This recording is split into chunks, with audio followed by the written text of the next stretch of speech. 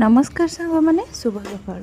तो देखु सका 4:30 होती जेहेतु आज ग्रहण लगुच तो जल्दी भी मुझे उठी यांकर भी ड्यूटी अच्छी तो खाଇବା बनईदे जल्दी जल्दी।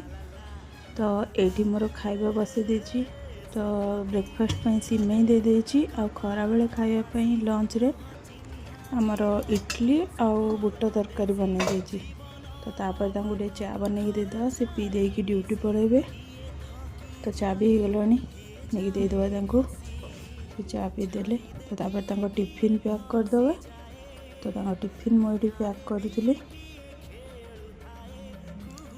तो बुट तरकारी आ इडली खरा बेल आउ सिमेईटा सकाळ। तो देखु मोर ये ढाली होगला झोल गुड़ा सब ओभरफ्लो होगला।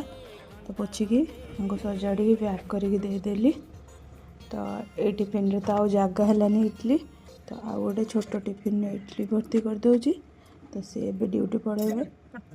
तो मोर मॉर्निंग रो ब्लॉग आज किसी एमती थिला। देखा नेक्स्ट ब्लॉग रे। से पर्यंत जय जगन्नाथ बाय बाय।